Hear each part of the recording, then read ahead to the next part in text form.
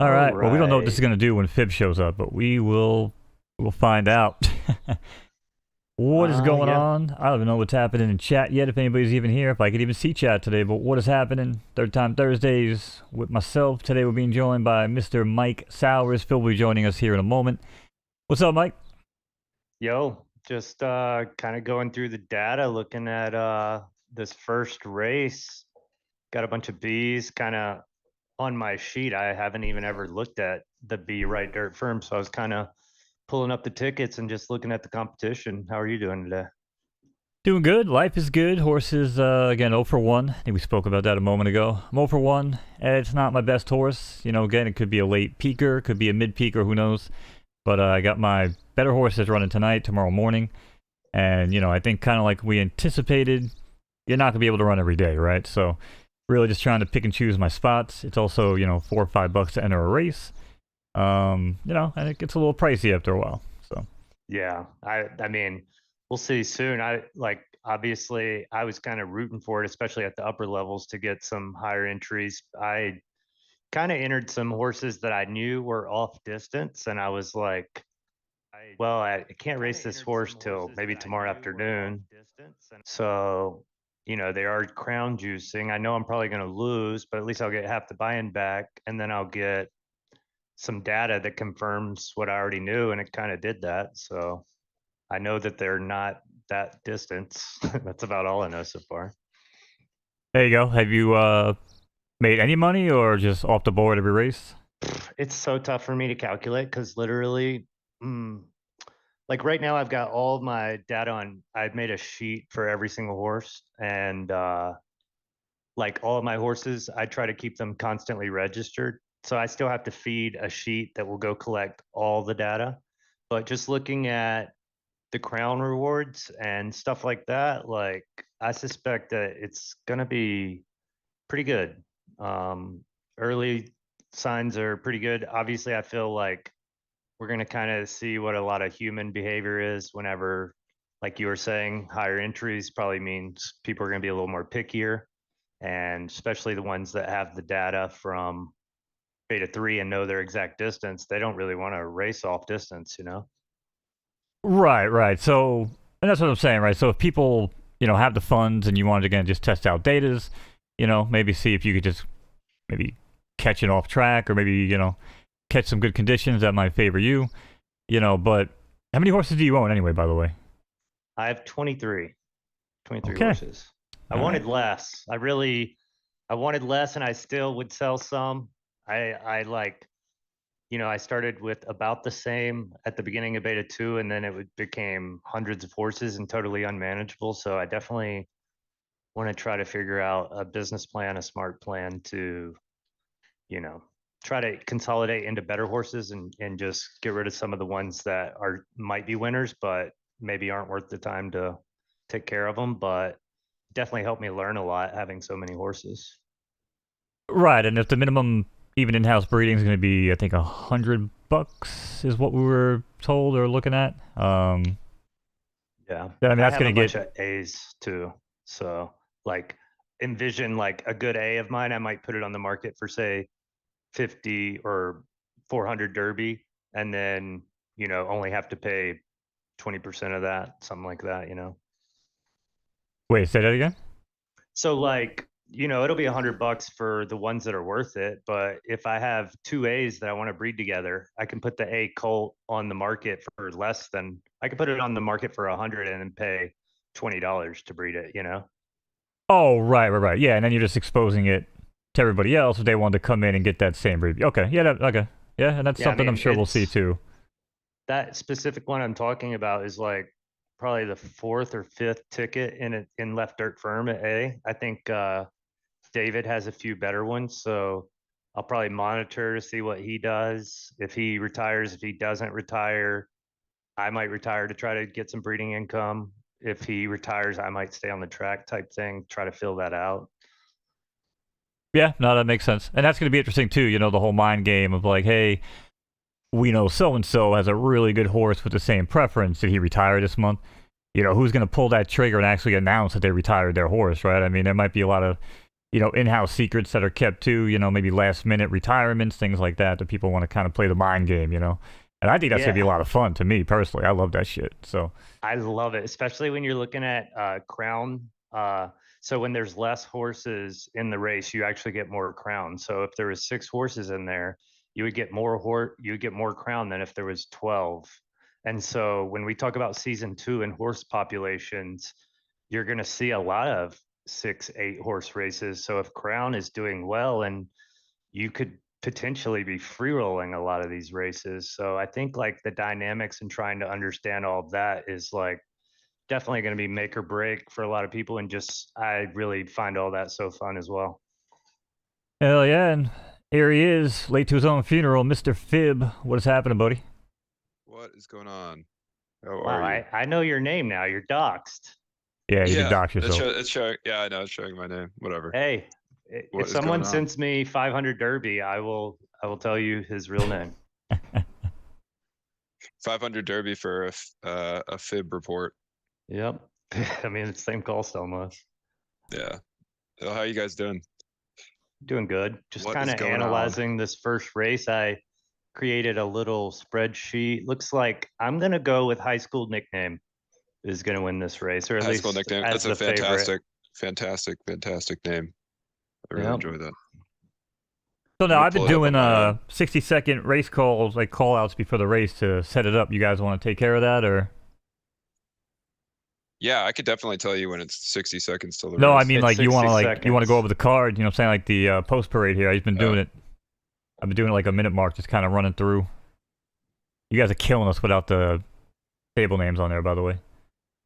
You click on it and it'll show you. So yeah, I know, but when you're trying to do that on every Yeah. horse in 60 seconds, it's like, hey, Well, maybe we could do it with a bigger window than 60 seconds. How about that?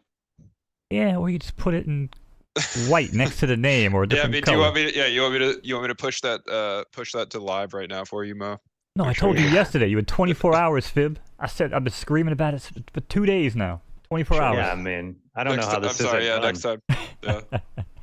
Nah, man, glad you could join us. What is up, chat? We got a couple people here. Hammy, McPoopy Pants, Miss Click, D Stables, Scuba Steve, my favorite Steve, and Zach. What up, everybody? Hi, guys. We got 10 seconds till the race is here. This is a third time Thursday in shambles because it's hosted by me. And I don't know why you guys keep asking me to do this, but we're having a good time. Mike is just so smiley, dude. I love it. Are you having a good time with the game? Are you enjoying yourself? It's kind of, it's much more fun now that I feel like I have a good grasp, and I can go back to my 2-hour process. I think we got rugged. Oh, there it goes. Oh, it's running. Okay. It is already running on the site, but let's let Mo cast it. Oh boy, yeah, that's what I'm saying, man.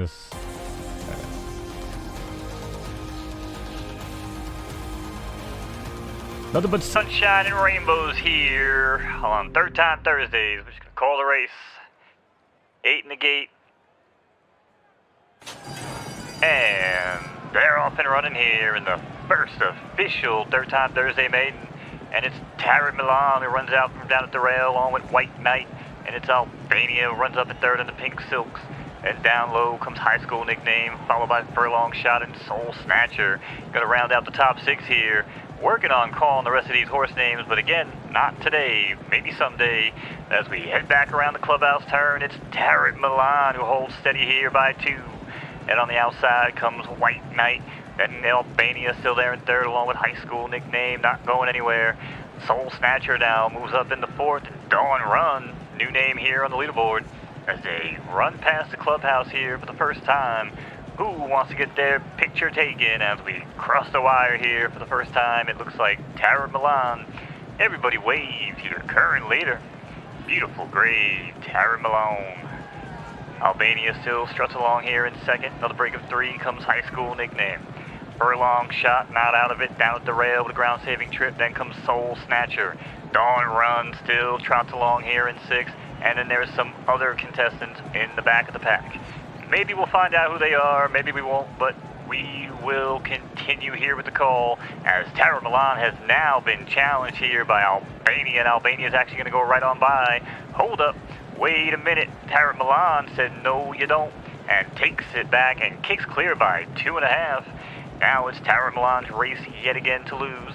Soul Snatcher moves up on the outside and now tries to close the gap. Here we go with that awkward eye contact that we love so much on Night at the Races. But Soul Snatcher is going to take this one early here and pulls to the front. Tower Milan's going to tap on the brakes here and pump in the second. Every time I say that name, it gets another boost, ladies and gentlemen, and shoots to the back of the front of the pack. Who knows what's happening? Tower Milan again by 2. High school nickname looks to get going here with Albania not in distress yet here. Now goes right on by, back in the second.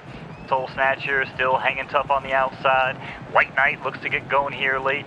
Then Dawn Run still in 6. Not sure if that horse is even moving. Opening mile and a quarter, 2 minutes, 12 seconds. I have not stopped talking for that long. Hard to believe, but Tower Milan now by 3 into the home stretch. 200 meters to go, Tower Milan. Tower Milan now being tracked by Soul Snatcher. White Knight pulls off the rail and tries to make a move, but it's too little too late, as Tower Milan had about 7 different hearts in that race and takes it over Soul Snatcher and White Knight. Man. What an impressive athletic feat by Wow. Tower Milan there. That makes sense. Incredible. Ticket 3, stamina. Great job. Fantastic. So Fantastic nice. call. Fantastic race. Thank you. Excellent. Mo, have you, how has your racing gone? Have you entered races yet? Where are you at with that? So more for one. I was just talking with Mike about that beforehand. Yeah, it's kind of like pick and choose your battles, right? Like, do you really? I don't have expendable money. Some people might, but you want to wait for that perfect race. It does seem like there are enough races, to fill. There might even, I dare say it, maybe even a few less races right now, but that's for the Oracle to decide. I'm just a.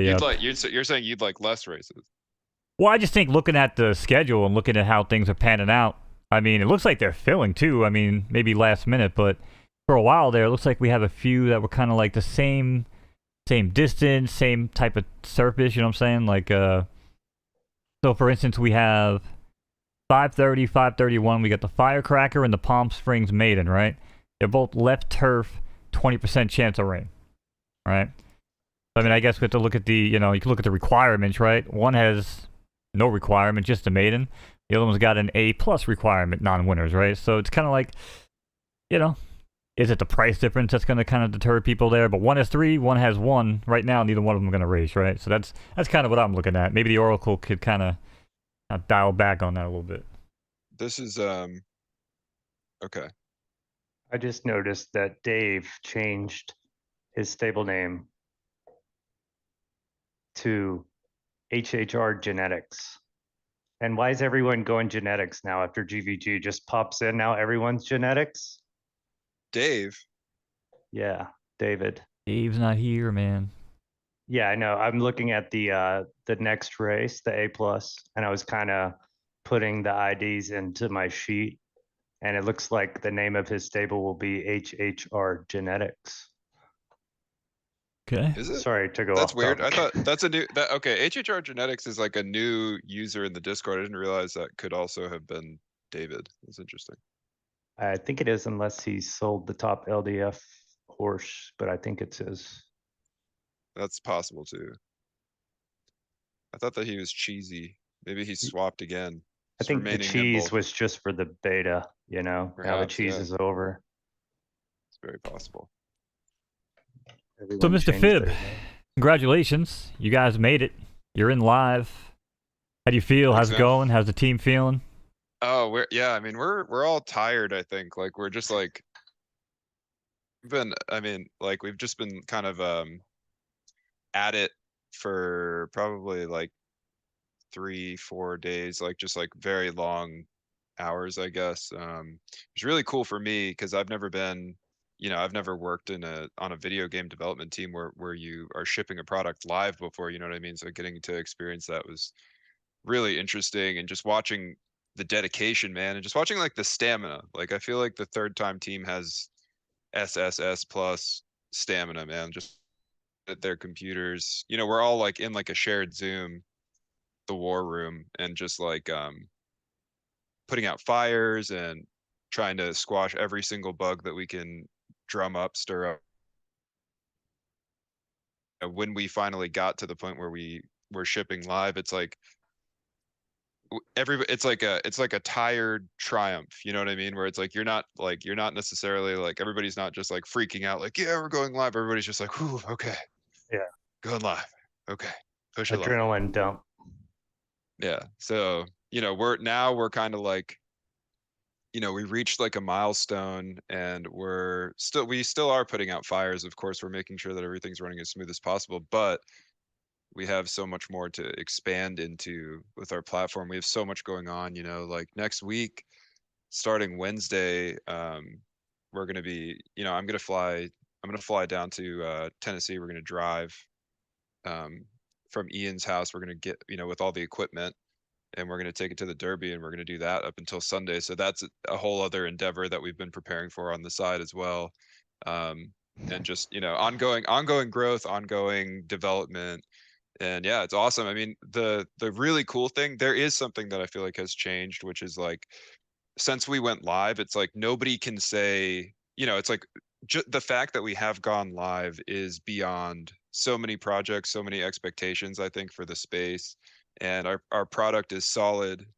I'll say that from the inside, obviously a biased perspective, but our product's solid. We've delivered like something that I don't think has really been delivered in crypto to the extent that it has, as feature rich, as in-depth mechanically, complexity of economics and ecosystem. I just feel like we've done something really special. So that feels like really cool and different now that it's like officially out in the world. It feels like, I don't know, it feels like a new chapter. So Yeah, man, well, you guys are killing it. Like I said, I was really glad to see everything kind of went off without a hitch. I know we had a little bit of a schedule issue there early on, but it was nipped in the bud. You guys basically took care of it real quick. Appreciated that. Yeah, I was looking at the website. Obviously, when you come here, this is going to be a huge thing, right? Homepage, it's clean. I do love the free training horses. I thought were a pretty cool idea. I know a lot of people were kind of like, oh, we need, free racing. I've always kind of been against it, I guess, but as long as we're not using our own horses for free racing, you know what I mean? Like that, to me, that was kind of like the determining factor of, okay, these training horses could be kind of cool. And if you look at the races, because I have been looking at the schedule, I mean, they are filling up. And if everybody gets one trainer horse, right? I mean, there are a bunch of people with these trainer horses that are interested in trying the race, So that's a good problem to have on your hands, I'd imagine. yeah, I mean, it's definitely really good.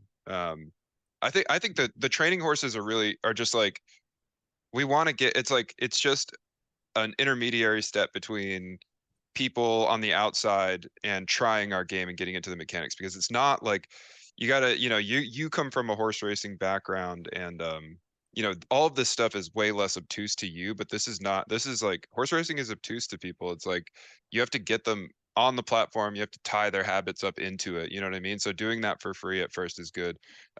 My brother's about to come home, so my dog's. Yeah, I think that with the free racing, one of the things that I kind of like about it is We're good. one of the big obstacles to this game is how complex it is to learn. So the fact that people Yeah. can now learn without having $400 as their minimum horse and throwing $5-10 Right. per day is The really onboarding important. issue, right? The onboarding Yeah. issue. We want to reduce the barrier to entry as much as we possibly can without compromising the integrity of what we've built. So this is like kind of like an extension off of the game, but of course, yeah, it's basically a separate ecosystem. So I I don't think think that it's it's, necessary, kind of like it's yeah, almost just definitely. necessary, especially if you go to the Derby and you're sending girls around with iPads to get people to sign up. One of the things is you need them to be able to just actually play the product right away, without all these hurdles they have to jump over.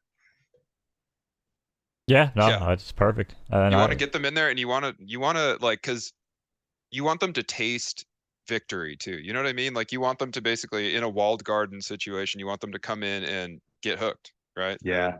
And There's no when your horse worse, wins, you're just like, yes, I want that more. I want that again. and there's no worse feeling than paying like 300-400, slamming them against the wall 4 times in a row, finishing in the back of the pack, and then just being like feeling very dumb, like, what did I Yeah. do? Yeah, how do we soften that blow? I mean, and one of the ways in which we've done that is, of course, the crown stimmies. Yeah. But another way is like, we teach you how to play. a little bit so that at least you're not, you know, getting smoked every single time you enter a race trying to figure out how to play for money at I was first. thinking about this because I was talking to Mo about the dynamics of seasons 2 through 6, and obviously we see less population, but we also see that these races, if you have 6 horses, you're getting more crown, you know? So theoretically, those races, season 2, 3, 4, when people are retiring, as long as the race filled, you're actually going to be earning more crown than even now. And so how important and valuable that is, and how many different dynamics and decisions people are going to have to make a month from now, and how fun all of that is trying to figure it all out. Yeah, that's wild. Speculation out of control. I don't know. I'm just so excited about all of it. I want to just keep on getting so many. It's like the really cool thing about this type of game is that it attracts all of these industrious, intelligent players too. And that's like a secret strength of ours that I don't know if people think about, but as you know, obviously as a community manager, I think about that all the time. I just think about like how powerful our community is, and the way that our game's designed taps that inherently. You know, it's like the alignment process and the community or like ran elements of all of this make it so that all of these dynamics are like amplified by the quality and the intelligence of our community. And I don't know. So when I think about how it can all extrapolate, it feels like it could get very emergent with how with all of these dynamics. I don't know, like game theory wise, but also events wise, also you know, marketing wise, just all these things that are possible because of the structure of our game. Yeah, I've We're kind already of met 2 people through this game in real life, you know, and it kind of yeah, takes me back to how I used to play online poker with all these people, and then you start to meet them in real life, and the relationships you build online start to actually become in real life. And I think that definitely can happen here, and that's when it like just jumps a whole nother level of community and all of that. definitely. You know, yeah, I mean, we're the next layer. We're one layer abstracted digital horse magnates. Are we missing a race, by the way, right now, Mo? The No, race didn't 5 fill. We minutes. have 5 minutes till the Okay, next that's a one. replay. Okay. Yeah. Good. Yep, and it was so cool because Ghost comes through. I was telling Mo he's like on a road trip across, you know, America, Canada, Mexico with his wife and dog, and I bought the horse that was named after his dog.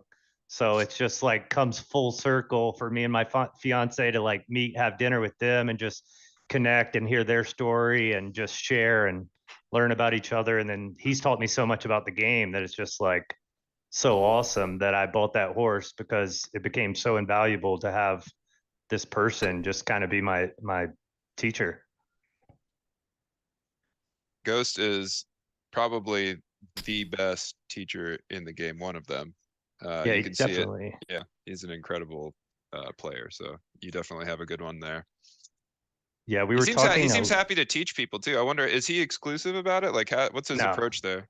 no, I think he's pretty open source. It's basically Yeah, like, I'll never forget the first time we talked. We kind of were like kind of combative, you know, and it was like I almost just was like, screw this guy, and he was probably thinking the same. And then it became such a constructive feedback where we just are so open about our ideas that we can just share them, not judge each other, even when we have disagreements or whatever. But you learn so much that way when you're just completely open with each other. definitely. Yeah, man. No, you guys are right. And I think what's interesting about you guys compared to like online poker is that online poker wasn't really ever needed. Like you could always still just go to a casino and play. Like it was just, you know, it was convenient for online poker. But if you look at what a lot of these thoroughbred associations are talking about, especially over like in the UK and now over here in the United States, like they're starting to realize that they kind of need digital horse racing to actually survive Right. at this point, which I think is massive. Like that's almost like you guys are almost gonna be holding them hostage at some point because you guys have the only actual viable product on the market. You know what I'm saying? That could attract a real horse player. And trust me, I put every game out there in front of every person I know that gambles with me, and they won't touch anything except photo finish. So, you know, that to me, that should go a long way. And, you know, saying you guys are doing everything you need to do to kind of grab this thing by the balls and, you know, run with it. Yeah, I mean, even once I started talking to my mom about this stuff, she's like, I want a horse, you know, like, Right. so I bought her a horse. That's the one named Lisa. And so then I told her we're going to the Derby. She's like, I've always wanted to go to the Derby. So she's going to the Derby. She's going to get to meet Fib and the whole team as well in the infield. And she's such a party animal. She's going to fit into the chaos very well. Me, I'm more like, let's sit down and have a cool conversation. Like, I don't want to get too hammered or whatever, but I'm sure I'll let loose there. I'm looking forward to it. Yeah, we'll just make sure that you get incredibly hammered, Mike. I don't know what else to tell you, man. It's just kind of like as long as there's tequila. a grim certainty for you. I'm sure there's tequila, man. I can't do beer. There's nothing alcoholic that isn't there, and we'll make sure that you're sauced up. Yeah, I am a little sad because claimers start next week, and I'm like, there's gonna be some amazing opportunities. So like, part of me does just play on your phone, yeah. Yeah, the internet's gonna be shoddy, but yeah, get like I won't have all Starlink my or something. data, right? I won't know what the right horse to get is, Whereas if I was here, it'd be. But I think that there's going to be a lot less instances of what we saw in beta happen when it's real money, and I don't know what type of safeguards you'll have. I'm sure a blog will come out on that next week and stuff like that, so we won't even get ahead of ourselves. But I'm looking forward to the claimers.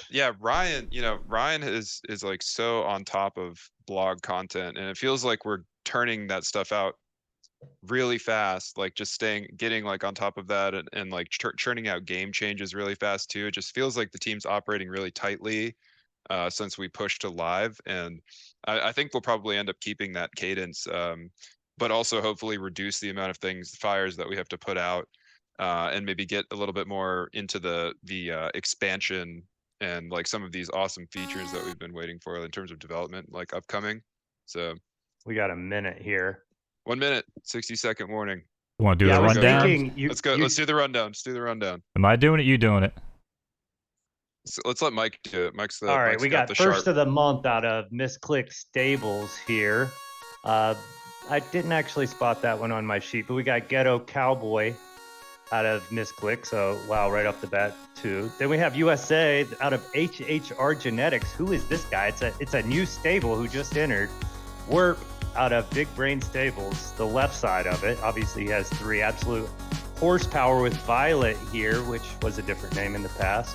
Mofida out of OEB, he's going to Dubai this week, he told me. Patrick Bateman, the real sleeper who can put you to sleep out of Slepner Stables. Annie Oakley from the Tombstone Tables. We're going to look for her and root for her. Certified Lover taking a big stab out of Certified Stables, taking a shot at the big stakes.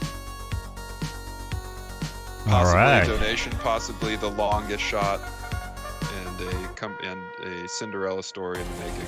We know it can happen. Awesome, boys. Appreciate it. Down the track here. Let's send it down to that crazy skeleton.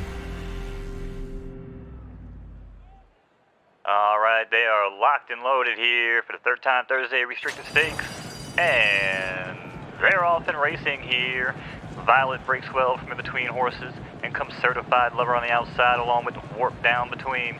Out of the rail, that's first of the month, and comes USA, the Blue Silks, and Patrick Bateman. Apparently he's sleepy, according to the pregame announcements. As we head into the clubhouse turn in this 9-furlong left-turning affair on the dirt, looks like our Zoom call's about to run out of time. Speaking of which, scan that QR code, send the host some money, because he's broke as a joke. But here we go, back to the race opening, quarter and 24 and change. And it's Warp who takes the lead now by 2 lengths over Violet. Another break of 2.5 comes Annie Oakley on the outside, along with Ghetto Cowboy. And it's Mofida, who's not too far off the leader. And Certified Lover is going to round out the top 6. Half miles come and gone in 49 change.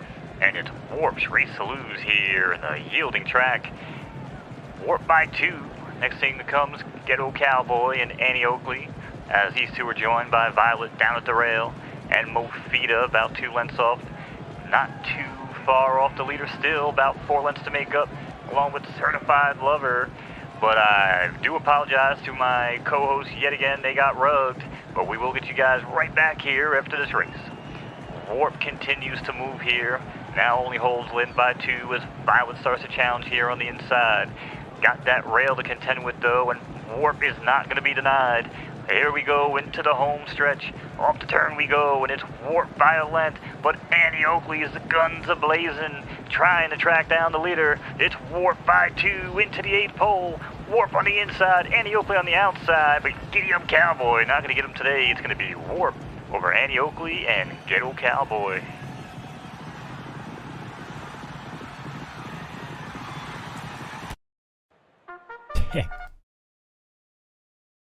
All right, sorry about that. Damn it, chat. I gotta.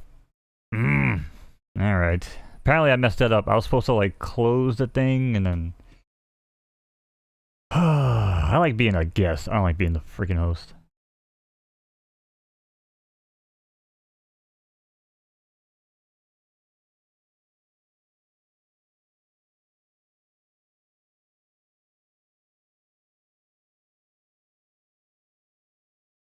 Now we got 7 minutes. So we should only have to do that once at least per stream, so. Probably should have timed it a little bit better. Didn't.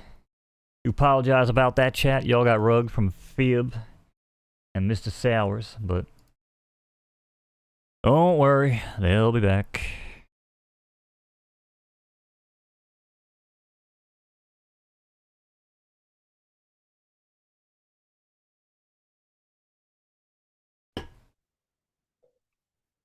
You there? Yo, yo. It actually worked out great. It was during the race. That's the best time to do it. Yeah, and I just remembered I had my technical difficulty boxes behind you guys too, because I knew that was going to happen. Yeah, I mean, that couldn't have happened at a better point, actually. And my girl got second, so I'm happy. Nice. We're back. But Hey, how we're back. much- Where's my? I was here. Okay, cool. And the camera Wow. boxes stayed the same. Nice. 21 crown for that. That's not. It's not a bad turnaround, man. You can earn so much crown through racing. It honestly makes me a little jelly, man. It honestly makes me a little jelly that I can't earn crown racing. Actually, that wasn't 21 crown. It's probably going to be more. That hasn't settled. That was a previous race, a $5 race I was looking at. Yeah, I mean, everyone knows on the boards, everything. I have been kind of constructive feedback, giving a different viewpoint, but obviously I realize there's a lot of implicit bias in my viewpoints based on past 3 years in Web3, yielding projects, all this. But yeah, I'm excited. Like when I'm running the numbers and I'm looking at profitability with stuff like this, or, you know, if price holds like this, the juicing is just 10 times what I could have even imagined. I was thinking the most that you guys would have been able to put would be like 50K of value. And that would have probably came season 2 through 6 after you've raised some type of funds. So, you know, and it's not that I'm trying to be any type of negative Nancy. I'm just really just No, trying man. to be as realistic as possible because See, there is inherent yeah. risk. People don't. People when they're in. People are emotionally. I don't want to say it's like a new emotional hurdle for people to grapple with being objective about their bags. And I think that the thing about crypto is that it's kind of like a new investor space. I think it's like attracted a lot of people that weren't previously in an investor mindset that are now in one. And to try to objectively approach your investments and your thesis of that investment requires a sort of detachment that honestly not everybody has or is even capable of. And so like it can people can basically think that if you're not being positive, you're being negative about like an assessment when it comes, you know what I mean? Yeah. But it's not necessarily the case because price action is like people don't think about the x-axis enough is always my theory about this is basically like when you're talking about price action, it's almost like you could, if you really wanted to be accurate, you could describe yourself as like, well, I'm a 3 to 6 month bear, 2-year bull, Yeah. 10-year bear. You know what I mean? Like if you, That's- you know, yeah. whatever, like And that's been kind of that's my more stance. realistic. Yeah. But so when people kind of like talk past each other because it's just like, oh, well, I don't really think it's going to go up in this time frame, but ultimately I'm a huge bull. You know what I mean? But no one knows. So it's like it's one of those things that's kind of lost in communication too. And you just see it all over the place. Like I'm just constantly monitoring the way that people communicate with each other with regards to like investment. You know, that's like half of what people are doing in the NFT space, period, of course. But so, you know, it's just fascinating to me how the speculation occurs. But of course, we had a little bit of a private conversation too, and I think, you know, it's a mistake to you know, of course, this is not financial advice because I work for photofinish.live. I'm not talking specifically about Crown either, but I think that in general, it's a mistake to assume that price action is going to follow entirely on fundamentals, because you have to, first of all, remember that the market's inefficient, especially crypto. Second of all, it's irrational. And it's Yeah. like, and third of all, it's momentum based. So like all of those things combined, or you know, and more probably create price action. But you know, if you look at like a quant trader, they have, you know, yeah, no, you got to put it over me. You put it over Mike. Yeah, I was actually having kind of the same discussion with David earlier, because I was just trying to wrap my head around, like, when will the market actually become mature to equal the exact yield, you know? And he's basically like, a long time, you know? And I'm like, yeah, that is true. And then, like, I guess part of my whole thing is always trying to figure out where I'm wrong, right? Like, no matter what I'm doing and how bullish I am, I try to see like what I could be missing and try to get as many different viewpoints. And that's really what I try to tell anyone as well. I could tell you exactly how I feel and what I think, but you really got to make those decisions for yourself. And the only way to do that is to try to either educate yourself or get as much information as possible from as many different viewpoints and sources, and then go from there. Yeah, I mean, it's almost like, I mean, you can just do your best to guess, but it's just like poker, man. It's really just like, I mean, you know, Yeah, it's so cool too, especially because one of the yield things that you guys are creating actually has a money making mechanism behind it, which a lot of the yield things that I was involved with, especially in the DeFi space, were basically just straight Ponzi, you know? So like yeah, with that's nothing backing it. But yeah, yeah. see, and they demonstrated, and we've even noticed, you know, we've noticed in our 60 seconds projects till period the was like, stakes race, by the 60 way. seconds. Okay, nope. Okay, swap over. We're gonna be All right, disciplined so about we this and talk have about races. Ambition from Golden Boot Stables in the one spot. We've got Booch. I guess that's how we say it, from stable 33. This might be a new stable. Churro. We actually have a name on the highly talked about S plus horse, and it's going to be interesting to see how this one does. Terrifying. Tres Leches from Wolof the Bandito, who told me to tell Ghost Dog hello, and the dog ran away. Diva from Solenox Stables as well. Kratos out of the Big Brains right turf sector, and Gorilla Glue. I've used it plenty of times, but now it's a horse from Hazy Hills Racing. Beautiful, beautiful. Good job, Mike. Appreciate that. All right. It's a 2,600 entry fee, huh? Nice. Was that like 30 bucks? Yep. All right, Really we go. excited to see Churro run. Let's go. $32.50 for this one. And the previous race I got $13 worth of ground. So it's just... Looks like the races are transitioning pretty cleanly today, huh, Mo? Yeah. It still restarts when you Go full screen, yeah. I'm pretty sure we have that bug, but anyway. All right, enough of that. Here we go down to the major race here. On third time Thursdays, stakes race, grade 3. And they're racing here. It's Gorilla Glue on the outside. It runs out along with Ambition down at the rail. And back in between horses, that's Diva. Runs alongside Kratos in the Black Silks. And comes Trey Leish, who's going to boost here early along with Booch. Back at the back here, rounding out leaderboard as they head into clubhouse turn in this 7 furlong right turning affair on the turf. Track is yielding, smoke is good. Opening quarter has come 24 change. Modest pace, but Gorilla Glue is the one to catch. Gorilla Glue continues their journey here down the back of the track. Now starts to open way here by 4. And comes Kratos and Diva, but Booch down at the rails looking interested early. Not to be denied here. Gorilla Glue is just making more work of him here as he now leads by 7 into the turn.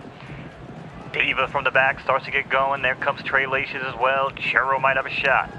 Booch seems to have tapped the brakes here, but we head to the home turn. And Gorilla Glue trying to hold on now. Gorilla Glue by 2. What you gonna do? It's Diva down the center of the track. And now Gorilla Glue falling apart like a cheap Buick as Diva goes right on by. Gorilla Glue back at the rail, can't hang on. It's Trey Lace and Diva gonna take this one home as Diva is going to win it over Trailash and Chero 5-4-3 order of finish. I love it. I swear, like, the This more Beta 3 went along, I really started to appreciate the variance. And, like, I feel like the race math is at such a good spot. I know there's a lot of talks about preferences and yielding, and I think maybe that could still be tuned a little better. We'll see. But the actual variance of the horses, I think, has been just awesome. And just the fact, like, even y'all's response yesterday with the schedule, I think, like, the coolest thing to see you guys do is whenever there's a mistake or something that needs to be fixed, it's like immediate and awesome. And it's kind of crazy y'all are going to be at the Derby, because I'm like, man, there's probably going to be some fires to be put out there. It's going to be cool to watch you guys under fire. Yeah, we're not all out going to there. be there. I mean, it's going to be me, Ian, our project manager, Justin, and a couple of Ian's cousins. So the team is still around. But yeah, just speaking of fighting fires and doing things instantly. So apparently somebody on the team just told me that the fix to stop it from restarting when you make it full screen is actually trickling up into the live build. Beautiful. So it's like 10 So races away. It's kind of like already going to be fixed soon. Yeah. So. All right. Well, we got a minute 45 seconds, and then we got a little bit of a break there before the race at 5, so we can maybe clean up some house there in between those races. But yeah, just to let you know, we got a minute and a half. Minute and a half. I mean, let's take a little extra time and check this big boy out, because we got a lot of entrants here. Why don't you give us the post parade this time around, Fib? Yeah. Okay. I'm gonna do my best to pronounce these names. So Geetha Lai, this Lady Luck Racing. I'm pretty sure that's our boy Cootsie, who I just love Cootsie, man. Cootsie's amazing. Running the Fib Cup, based on my name, my famous name, well-known name, but we won't pontificate on that too much, because here's Crown Tiara. Not quite familiar with the flybar. There's so many new stables these days. It's like I'm used to seeing like the same 30 stables in beta. Now we have so many more. Okay, so we have Massimo out of Charlie Work, Wax out of NY Digital Racing, Summer, Absolute Horsepower, recognized, Stens, of course, the infamous legend, living in the mountain pass above Whoville, gazing down on us at all times. And here's Sister Sunset, Loyola Farms East. Does he have 2 divisions now? There's multiple Loyolas now? Wow. Expansive. Tombstone Stables, Cattle Kate. I guess we have an obvious bias going on the panel here, so we're probably hoping for a W there just to see Mike celebrate on camera. Another one, Curly Bill Brocious. Wow, who do you think is going to win between your 2 horses real quick? Which one's the one? I don't know, we got 3 seconds. Okay. Okay, Cattle Kate's going to take it. Now we got Attitude from Solonot, looking to clean up another race. Medusa Exit Strategy. River Runs Red from Thoroughly Bred. Nice rhyme there. And Chicken Dinner from Dio Kamazer. And we're leading right into the race here. Overlap. All right. Perfect. Thank you, Fib. Great job. I'm going to send it down to the track. All right, horses are in the gate. 12 horse field, and they're off here in the Tavern Maiden. And it's Medusa from the outside who runs out to the lead along with Massimo. And it's Wax from between horses in 3rd. In 4th follows them his Sister Sunset. Then it's Guide the Lie down at the rail. I'm sure if I did that right. And Chicken Dinner is going to round out the top 6 here on the leaderboard as they make their way around the clubhouse turn opening quarter in 24 and change. These races today have been slow, but we are loving it. And speaking of loving it, it's Guide the Lie. Head by 3 here, and then it's Chicken Dinner on the extreme outside. No break of 2, that's Sister Sunset who starts to advance from the back of the pack. And it's Attitude who hangs up there along with Cattle Kate. And it's River Runs Red now, starts to boost up here as we make our way down the backstretch. Half mile 49 and change, who's going to take it? Right now it's Guide the Lay, the one to catch. Another break of 2 after Guide the Lie, there comes Attitude. I might say her name same twice one of these days, but it's Guide the Lay and Attitude.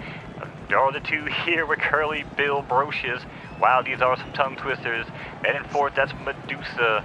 Wax also looks interested. River runs red, nothing today. But here we go around the turn, into the home stretch, 3/4. Guide Delay still hanging on. But it's Attitude and Curly Bill Brocious as these two are barreling down the center of the track.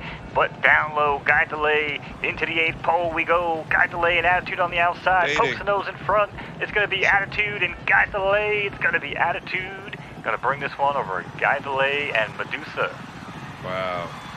Happy I didn't win beautiful gray. because I wouldn't be a big celebrator. Solnot really actually doing pretty good today, huh? Yeah, Not surprising, but yeah. got some great horses. I mean, he's got like 6 absolute monsters. Yeah, he's got a lot of just an incredible. Solnot, is he using for the Solnot stables? Do they have a manager, by the way? Yeah, Dinga, one of the guys from Dinga. HRM is Oh, his so powerful. main guy. Yeah. There we go. Yeah, that explains it.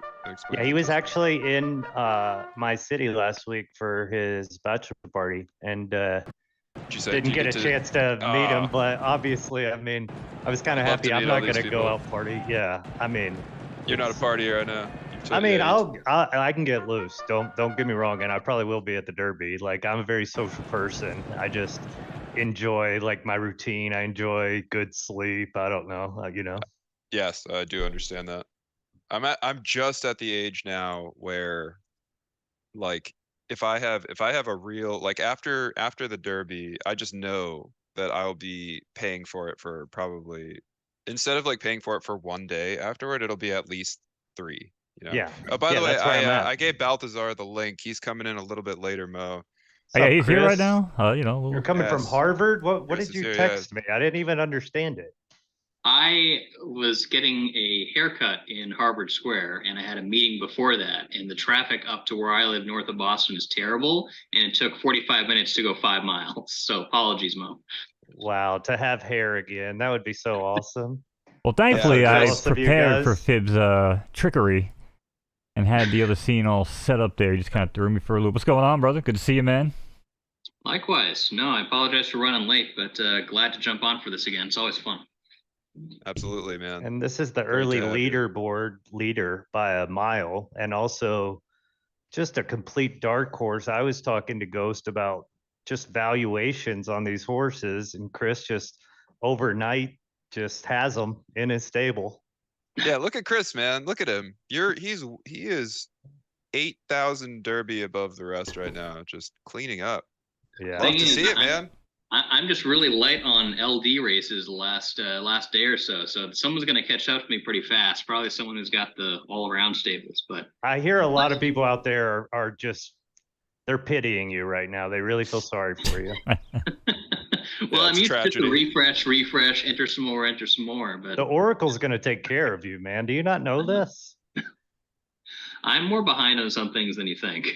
Yeah, I literally spent 2 days going so hard. Now I'm back to the point where I think I can get stuff done an hour in the morning, hour at night, and get back to a routine. So I'm excited.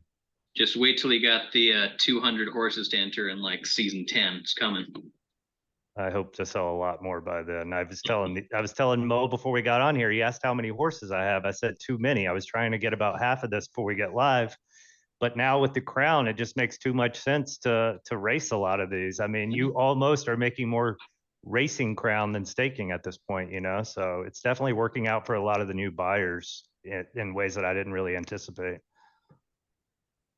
Yeah, definitely. I think we're seeing stuff fill pretty well, and I'm just randomly throwing bets in on stuff. And I bet you for a lot of people who are on the fence about, hey, should I enter this race? Should I not enter this race? Having that kind of extra economic boost to do so is going to be really good for everyone involved. That's the hope. Seems to be working. Yeah, and just for anybody who's tuning in, maybe watches this on a VOD, I mean, this is not play money. Excuse me, this is not play money that we're looking at here, ladies and gentlemen. Like, this is actual money, real ecosystem. Horses are owned, operated, bred. Not bred yet, but they will be. You know, so this is all real money. This is just so people get an actual, you know, an idea of what the hell is going on here. Because we're on Twitch, too, and some of my Twitch followers might come in here that know me from gaming. And they're like, oh, what degenerate video game is this dude playing nowadays? You know, so just for those types of people, understand that this is real money, and these are real people that are actually, you know, playing in this whole economy. So this is amazing. You know, Right. this whole And project. furthermore, if you were to go to photofinish live right now, you could get a free horse for signing up for an account and start racing and learn a little bit of something. And you too could be involved in real money racing, real horse ownership, digital, of course, but you know, honestly, a lot better than real horse ownership in a lot of ways. Less overhead, you know, less travel, very convenient, very fun, all the thrill, none of the fill. You know, come through photofinish.live And and just to sign up. add on to that, if you do that, find the Discord, because the game is so thoroughly deep that, you know, the community can help you quickly learn and adapt and figure Absolutely. out how to Easily the get a best lot way of to this learn. stuff done. Easily the best way to learn. Yeah. So the haircut went well. And at least you didn't take It a was as well haircut as it on the could. track. We can see that the haircut went well, Mike. We can tell that by visually. We can confirm that. You know, my eyes only stay on spreadsheets, Fib. I thought you did this He's by just- now. I'm he not only even looking. He's actually scanning Excel right now. That's fantastic. And we wouldn't have it any other way, Mike. We wouldn't have it any other way. We were trying to push the envelope here. This is who you have to compete with. You have to compete with somebody who dreams jumping from cell to cell in Excel, doing math, doing equations, working it out, figuring out prompts to get ChatGPT, his infinitely powerful AI assistant, to help him crack the code of our game, which is ideally uncrackable. Are you using endless it, pursuit. Chris? I do know GPT pretty well. So the startup that I co-founded in real life has OpenAI on the back end, at least for the moment. So I'm pretty familiar with the underlying technology, not from a technical basis, just from like a use case basis. For this though, I have not used it for photo finish. Just being a old school gamer who used to play too much like Empire Earth and Age of Empires, it's pattern recognition for me. I don't have the spreadsheet yet. I will. I have one spreadsheet, which is the stuff I downloaded from the beta 3, and then I have the spreadsheet that, to your point, I did the ghost trade on or off of. A lot of back and forth there. What was your Age of Empires names? I played them all, and I spent 2 weeks at Unstoppable Studios playtesting Age of Empires 3. That's awesome. I played that a ton. I started with the first one, and then the second one, Age of Kings. But it's weird, but I really liked Empire Earth a lot more than Age of Empires for some reason. I can't tell you if it's the soundtrack. I can't tell you if it's. How old were you? It probably has to do with age. When I played Empire Earth, oh man. How old are you right now? Right now, I'm 32. Yeah, you're 4 years behind me. That makes total sense. Yeah, Age of Empires was a little ahead of your time. Did you try Rise of Nations ever? That was a good classic. Yeah, it was. I just never, once even Age of Empires 2 came with shooting buildings, wasn't my thing. You know, I liked just total, like Fib would say, chaos. Total chaos. Well, like Total War then. That's a good game too. Oh, I love me some Total War. Shogun? Total War? Ooh. There's a Japan version? Yeah, it's a Japan version, the samurai one. 2 of them. Have you guys ever seen that meme that's like Thing and then Thing Japan? You ever seen that meme? No, but how did they come up with the different tracks? Like, who was the creative? For our tracks? Yeah, the different tracks in the game. Like the names or the way that they look, or like the because we're developing the actual visuals for them as well. But yeah, I mean, I think it was probably, I want to say it's Paul N. Probably Ian had some input. It was just based on, like, you know, we just wanted to make it look very authentic, realistic. You know, it's like it's just EA, like an EA style horse racing game. You know what I mean? Yeah, and I think it's like having that approach is very, like, yeah. Well, you even very had that approach when you made the maps. People. You guys like went there with the cameras, right? Took all like the different angles, the pictures to get for reference points and stuff, right? Like, how does this look from that angle? Yeah, we definitely. Yeah, that's very EA. They do that extensively. I mean, we have gotten to do that with you. Ian has posted some teasers, but the most extensive exposure that we've gotten like that is with the Derby. Yeah. And Churchill Downs, that racetrack, and we have pictures from every single angle imaginable, and that track is going to be stunning. I can't wait. So when are we going to get to race on it? Or when is Chris going to get to win on it? Take my money. I'm going to go ahead and say soon. with a trademark afterward. Wow, nice. Can we, Give do you you a think we nice can solid sneak a, time like a frame on little that one. skull in there? Like a skull in there for Mo and like the collar's box? Just sneak that into the design in the First, background? let's get him Maybe, a yeah, we'll do Zoom. that. We'll have a little bit of it. We'll have a little MVP sign in the audience for Thal, and you know, we'll just like kind of like sneak the memes in, man. I don't know how much leeway we have in terms of the Churchill Downs track. We probably have to keep that one pretty Yeah, tight. I wouldn't but, mess with that one. But what I would but, want to know. but for the other ones, yeah, for the other Yeah. ones, I mean, you know. So the real question is though, can I create like an 80s themed? Think of like Blade Runner meets horse racing, but we keep the Right, track. I'm kind of feeling your vibe from like your layout and stuff on your stream and stuff. Shit, and it's your my life, the bro. music. Yeah, you Kind of know. looks like my podcast design, actually. Yeah, I grew up wearing black, and now my like 40, 50 of those neon shirts from Michaels that the kids do arts and crafts on because they have like the sick 80s colors. And every time I go, I'm like, my girl's buying, you know, stuff to draw and paint or whatever. And I'm like, oh shit, more t-shirts, you know? Yeah, I love the neon colors, man. You know, but I would love to create some sick neon track, dude, and just have like an 80s vibe track, you know? Again, not like sponsored by anybody. It would be cool if we would do something like that.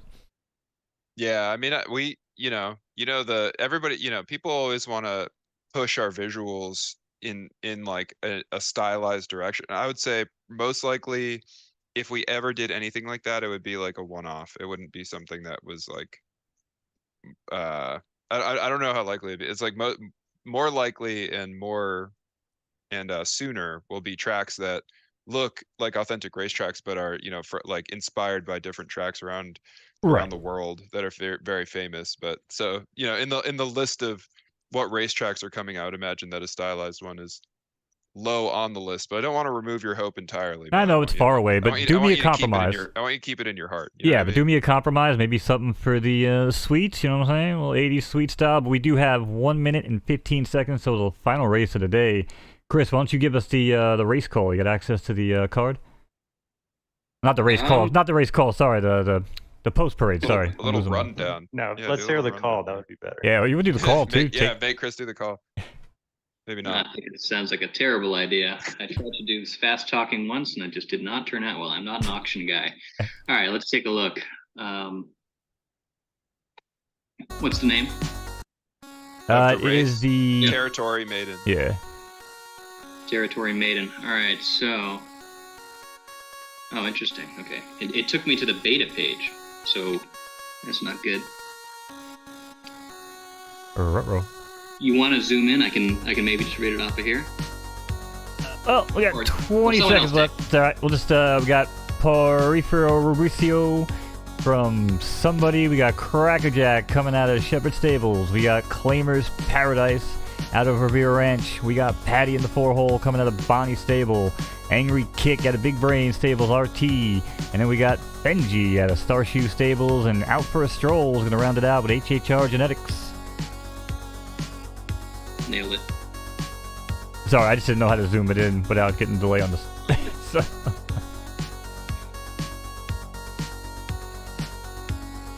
Well, my race didn't load yet anyways. Awkward. There we go. Alright, as we get ready to round out the night of racing here, we got one more for you degenerates. Thanks again, Fib, Sowers, and Chris for hanging out today here on the show. Locked and loaded. And they're off in racing here, and it's Claimer's Paradise is going to shoot out to the early lead. Then it's Benji, and comes Crackerjack back down the rail in the white silks. Back for fourth, that's Angry Kick, followed by Porfirio Rubirosa. Good luck with that one every time. And then it's Out for a Stroll in sixth here as we head into the clubhouse turn in this 11-furlong right-turning affair on the turf. Track is sloppy, and I know how you degenerates like it sloppy, so here's a good finale. And it's Claimer's Paradise still holding tight here over Benji by half a length. And on the break of 2.5 comes Crackerjack and Porfirio Rubirosa. Kind of wish they'd get off the board already so I don't have to say the name again. And then comes Out for a Stroll now, moving up into fifth. And Angry Kick rounds out the sixth here as they head past the big cement balls for the first time. Everybody wave to your current leader. It's Claimer's Paradise, who holds strong here by 3.5 over Porfirio Rubirosa. Then another break of 2 down low comes Crackerjack with a ground saving trip, and out for a stroll is bouncing around there in between horses. Angry Kick is in 5th with Patty now moving up down low, but they got about 7 to make up here, and there's our new leader in town. It's Porfirio Ruberosa. Now I just feel like this horse is going to win to make me say it. And it's Claimer's Paradise back for 2nd, but they are tapping on the brakes here repeatedly. Not quite sure what's going on there. Fib might have sniped them early. First casualty, who knows? Crackerjack down low for 3rd still, out for a stroll in 4th.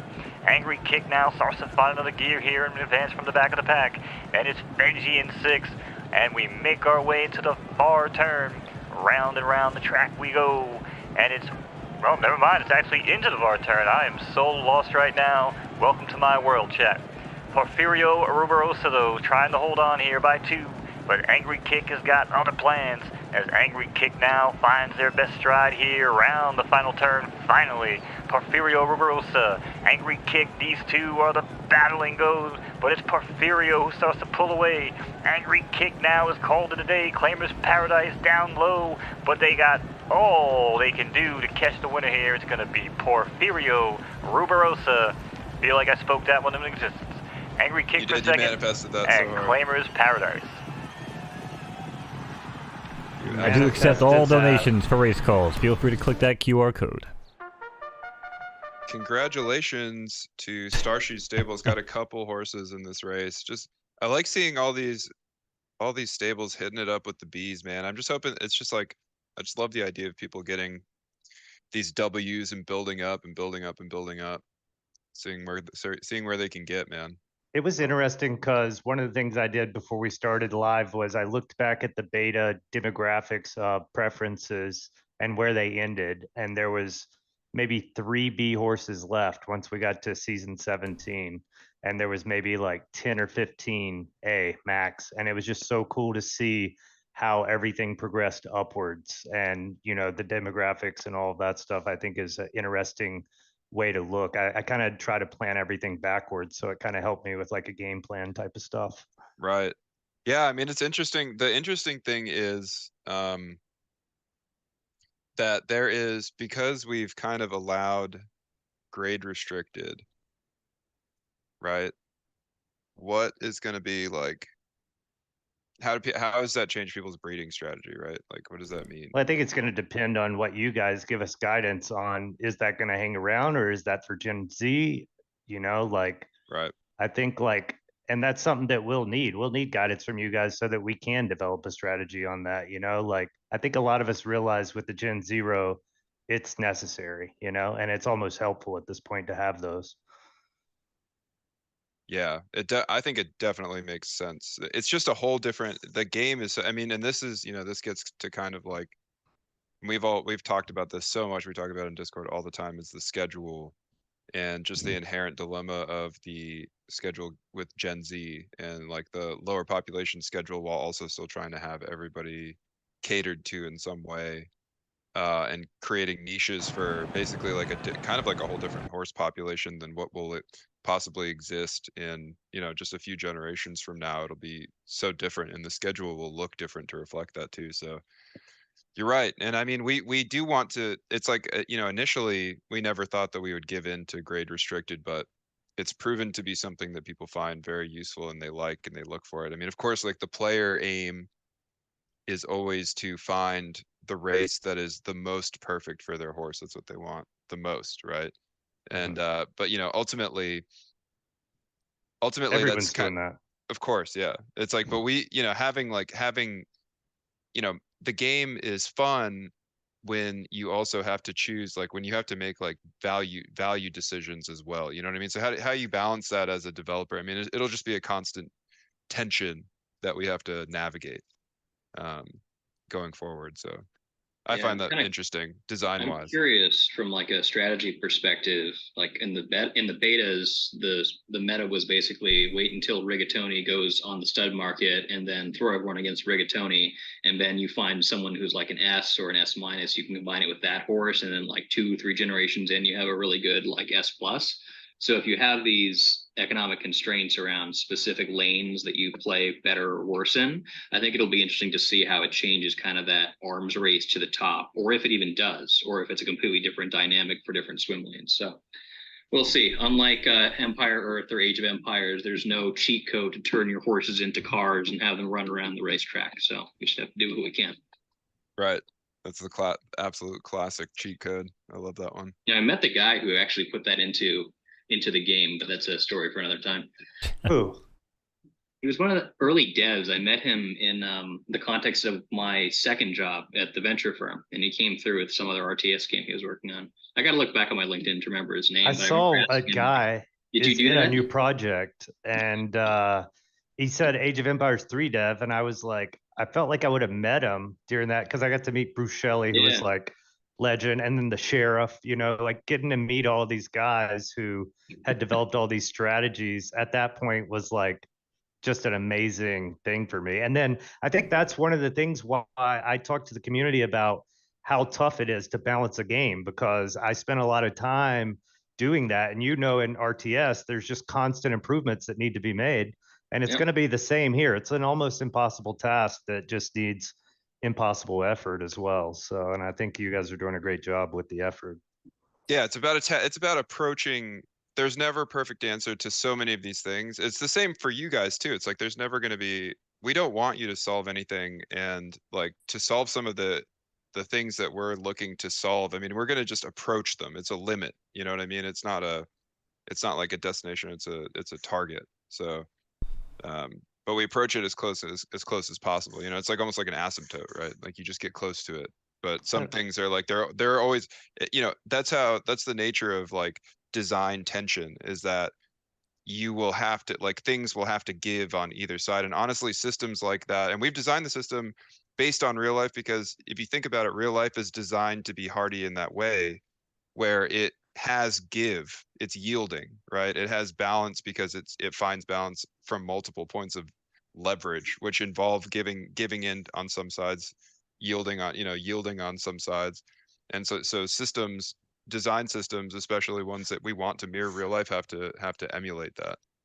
And that's, you know, that's how it works. It's like, if you're going to approach something that basically does not have a perfect answer to it, then you're going to then emulating real life takes you really far, because it's been something that has been kind of like attacking issues that exist in, you know, even just in the horse racing industry. It's like, this is a very old industry that has a lot of answers for these things to some extent, but at the same time, as this is a game, there are considerations that we have to make, and there are yielding decisions that we have to make to, you know, sometimes it just doesn't make sense. I mean, if it was really as real as it gets, like, injury would be a lot different. You know, the way that we handle injury would be a lot different. I was talking to Paul Fleetwood about this the other day, talking about injuries in the war room, and he was just like, you know, We may get cut off here any minute, by the way, because I didn't really expect to go much past 5. So that's okay. Yeah, we can let it die in 3 minutes. But, you know, speaking of death, it was just like, you know, in real life, your horse gets injured, you have to decide whether or not you're gonna, you know, shoot it in the head, or, you know, stud it or something. You know, like, what is worth more? But that's really what happens, right? It's like, we're not going there, right? We can abscond from that. So I don't know. Very, very interesting dilemmas arise. yeah, no, I mean, I'm looking forward to see what you guys are doing. Like I said, for the first couple days, so far so good, and I think we all got a lot to look forward to here coming up. But again, in case we get cut off, I do want to thank you guys for hanging out today. And our guest today, Mike Sowers. Mike, where can they find you? What you got going on? Anything? You're not going to find me. No, Mike Sowers with an extra S on Twitter. If you want to find me, Anonymous in the Discord. Yeah, that's me. All right. Chris, I know you can find you in the Discord too. I don't know if you do much of anything else. And well, I got a Twitter too, same handle, but it's all just PFL stuff. So Balthazar with 2 1s instead of the L's. Cool. One day I'll be a good host and I'll actually have this information beforehand. And Fib, you can always find in the Discord and on Twitter as well. Yeah. My personal Twitter account is, optional to follow, but I would recommend very highly that you follow the photofinish.live and the MVP Society Twitter accounts. They're both, that's basically just what they are. Just search for them in the bar. But yeah, follow them. We have amazing stuff coming. Go sign up for an account if you're tuning in. Definitely follow Mike and Chris. Chris Balthazar BA11 Thazar. And then, Mike Sowers and Trades in Discord, they will be helpful to follow because they're already seeing success in our game. Great players, very smart. Join our Discord, learn more.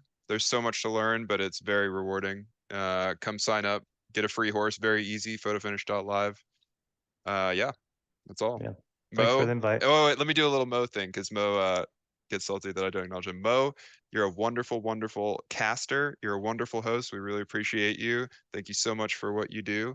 And I hope you have a fantastic rest of your day, sir, Mr. Skeleton. Well, I appreciate that, but I actually have a recording of me telling myself that over and over again that plays in my ear all day. So, well, I do that's good. appreciate Hypnosis works. the words of support. No, I do appreciate you guys again. Let me do this. I always have a blast, and I appreciate all you guys. Chat, thanks for hanging out, and we will catch you guys next week.